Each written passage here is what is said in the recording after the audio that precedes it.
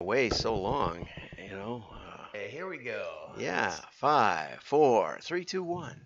I'm John Miglosh for the WDMA. We're going to talk about Tom Fishburne today. Give him the whole show. I think he deserves it. Okay, it's the 20th anniversary of Marketoonist, and so Marketing Week has put together a little thing about Tom Fishburne and a little video, and they selected his uh, top 10 cartoons, or I think they let him pick the top 10 that he liked, and then they let people vote on it.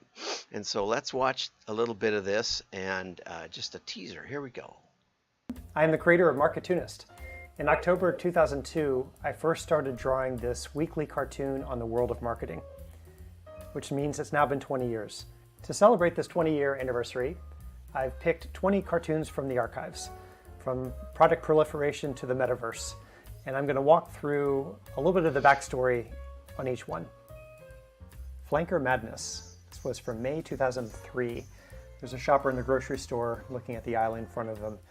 Fudge covered, fudge mint covered, fat free, reduced fat, double stuff, triple stuff, quadruple stuff. And this is only the Oreo section. I just want a cookie.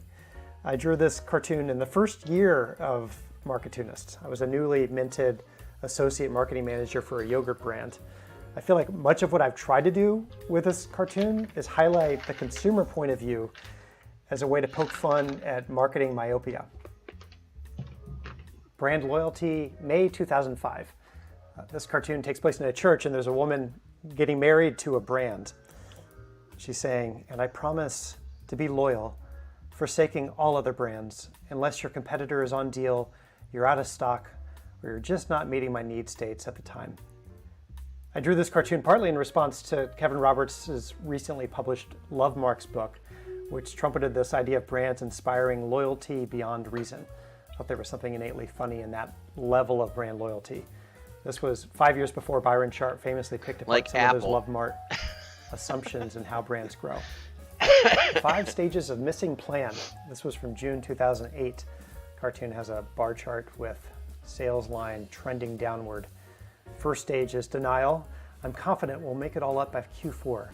Second stage, anger. Who came up with this crazy plan anyway? Third stage, bargaining. We'd be on plan if it weren't for the weather, the economy, the election. Depression. What will this do to my bonus? Acceptance. I accept that this plan was totally unrealistic and created by sadists. I drew this cartoon in the midst of the 2008 financial crisis with marketers who were really on the front lines just trying to keep businesses running in the midst of some of the fallout. At the time, I was actually living in London helping launch a US-based brand in the UK. And I spent a lot of time thinking about where I was in relation to plan and just trying to keep the doors open. Mission statement. This one was from January 2011. There were a group of people in a conference room looking at a screen, and the slide looks like a Mad Lib. Guided by a heartfelt adjective focus on cliche, another cliche, and yet another cliche, we will strive to long-winded phrase, delivering big aspirational word to our vague group. And one's saying quality, and the other one's like, we have already used that. I find that the more that brands talk about purpose, the more they sound alike. I remember stumbling upon a website at one point that collects and anonymizes the mission statements of different brands and companies. And without the names, it's impossible to tell which was which, even for brands that are from totally different industries. Okay, well, that's enough of a sample. He goes all the way up to the present day, which is a lot of fun. And the link is in this PDF that I'm going to bring up today. Well, not this one, but the other one. And but I just wanted to talk about today's cartoon. Our marketing plan is simple. We just need to focus our CRM and our CMS on ABM for higher CLV and lower CAC, while A/B testing our CTA and UX for CRO, and hope we can get some WOM, but don't ask me about ROI. I like this conclusion. And he says WTF. He's probably the chief financial officer. Just a little joke there. Okay, I recently I heard the way marketers speak as jargon monoxide poisoning. I think jargon monoxide is produced by every part of a business, but marketers are particularly adept at jargon monoxide poisoning. It's ironic that the business discipline in charge of communications has such a hard time communicating what it does without jargon. There are multiple varieties of jargon monoxide, from overly technical acronyms like the one in this cartoon to technical buzzwords, to the rainbows and unicorns poetry that often comes out of our conversations on brand purpose.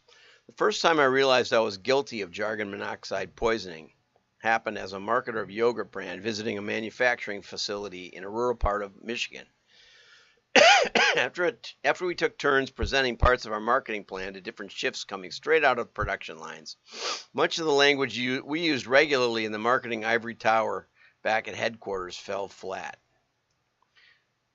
To be more effective, marketers need to remove themselves from the silo of marketing and learn to speak the languages of everyone else. This is important across the whole span of organization, from factory floor to boardroom.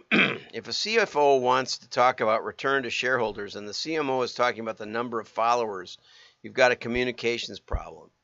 If the CEO wants to talk about business strategy and the CMO wants to talk about TV advertising campaigns, you have a communications issue. CMOs need to become fluent in the language of strategy, business goals, business KPIs, return on sales, and business ROI.